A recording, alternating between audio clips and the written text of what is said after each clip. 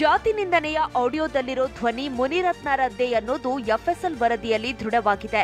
ಈ ಬಗ್ಗೆ ಮಾತನಾಡಿರೋ ದೂರುದಾರ ಮಾಜಿ ಕಾರ್ಪೊರೇಟರ್ ವೇಲು ನಾಯ್ಕರ್, ಒಂದು ವೇಳೆ ಎಫ್ಎಸ್ಎಲ್ ವರದಿಯಲ್ಲಿ ಧ್ವನಿ ನಂದೆ ಅಂತ ಬಂದ್ರೆ ಶಾಸಕ ಸ್ಥಾನಕ್ಕೆ ರಾಜೀನಾಮೆ ಕೊಡೋದಾಗಿ ಮುನಿರತ್ನ ಹೇಳಿದ್ರು ಅಂತ ಕಿಡಿಕಾರಿದ್ರು.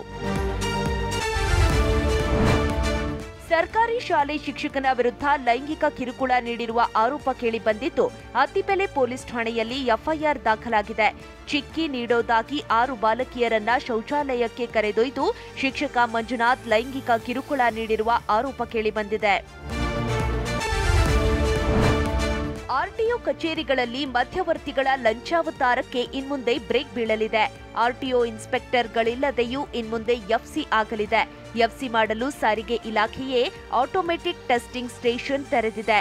ಈ ಸೆಂಟರ್ಗಳಲ್ಲಿ ಮಷೀನ್ಗಳೇ ವಾಹನಗಳಿಗೆ ಪಾಸ್ ಆರ್ ಫೇಲ್ ಸರ್ಟಿಫಿಕೇಟ್ ನೀಡಲಿವೆ. ತಮಿಳುನಾಡಿನಲ್ಲಿ ವಾಯುಭಾರ ಕುಸಿತವಾಗಿದ್ದು ಬೆಂಗಳೂರು ಫುಲ್ ಕೂಲ್ ಆಗಿದೆ. ಇವತ್ತು ಮೋಡ ಕವಿದ ವಾತಾವರಣದಿಂದ ಬೆಂಗಳೂರು ಮಂಜಿನ ನಗರಿಯಂತೆ ಕಾಣ್ತಿತ್ತು. ಮಧ್ಯಾಹ್ನ ನಗರದ ಹಲವೆಡೆ ತುಂತುರು ಮಳೆ ಕೂಡ ಆಯಿತು.